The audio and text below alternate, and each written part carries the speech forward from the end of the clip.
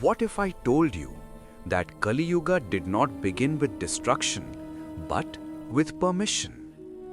What if Dharma itself stood wounded, not before a demon, but before time?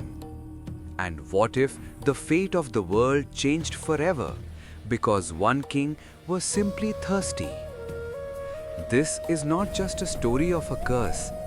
This is the story of how Dharma weakened, how truth survived, and why Kali was allowed to walk among us.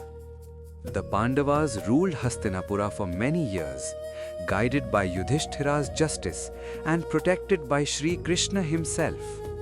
But when the Lord departed from earth, the Pandavas renounced the throne and walked towards the Himalayas. The crown passed to King Parikshit, grandson of Arjuna, a ruler strong in battle, gentle in rule, and deeply devoted to Dharma. One day, walking along the banks of the Saraswati, Parikshit saw a sight that stopped his breath. A man dressed in royal clothes was kicking a white bull. Nearby stood a cow, trembling, tears flowing from her eyes. The bull had already lost 3 legs. The man raised his weapon to cut the 4th. Parikshit thundered, "Who dares commit such cruelty in my kingdom?" The man smiled, fearless. The bull bowed its head and spoke, "O king, I am Dharma." The cow whispered, "And I am Mother Earth." The man standing before them was? He was Kali, the spirit of the coming dark age. Dharma said, "Once I stood on 4 legs: purity, austerity, charity, truth. 3 are broken, only truth remains." Parikshit lifted his sword, ready to strike Kali down. But Kali fell at his feet and begged, "Spare me, O king. It is the will of the Lord that I rule the next age." A king cannot kill one who seeks refuge. So Parikshit allowed Kali to live, but only in specific places: gambling, intoxication, lust, violence, greed, falsehood, jealousy, and pride. And with that decision, Kali Yuga quietly entered the world. Time passed. One day King Parikshit went hunting deep into the forest. Hours slipped by unnoticed.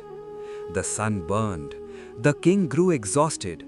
And then an unbearable thirst seized him. Searching for water, he reached the ashram of Sage Samika. The sage sat motionless in deep samadhi, eyes closed, breath calm, unaware of the outer world. Parikshit asked for water. No response. He asked again. Silence. Ego whispered into the king's mind, "Is he ignoring me?" In a moment of impatience, Parikshit picked up a dead snake and placed it around the sage's neck. The sage did not move, but destiny had already been disturbed. Soon after, the sage's young son Shringi returned. Seeing his father insulted, his heart filled with uncontrollable rage. Holding water in his palm, with the power of intense tapas, he declared, "On the 7th day, the serpent king Takshaka shall bite this arrogant ruler to death." The curse echoed across the worlds. When Sage Samika later awoke and learned what happened, he was filled not with anger, but sorrow.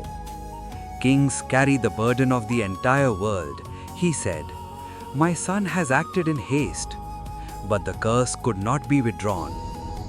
When King Parikshit heard of the curse, he did not rage, he did not protest. Instead, he bowed. "This is not punishment," he said softly. "This is grace." He renounced his kingdom, handed the throne to his son Janmejai, and went to the banks of the sacred Ganga. 7 days remained. Sages from every direction gathered. Vyasa, Vasishtha, Agastya, and Angiras, many more. Then arrived a young ascetic, naked, radiant, silent, Shuka, son of Vyasa. Though only 16, his face glowed with divine wisdom. Parikshit rose, folded his hands and said, "O great soul, teach me. Tell me what a man should hear when death is only 7 days away." Shuka smiled, and thus began the Srimad Bhagavatam, a sacred narration meant not for survival, but for liberation. Dharma still stands, Shuka said, not on 4 legs, not on 3, on one, truth. And as long as even one person listens, remembers and reflects, Kali does not win completely. If this story made you pause, reflect, or look within, stay with us, like, comment and subscribe. Because what Shuka spoke next changed the destiny of countless souls. Hari Om, Jai Shri Krishna.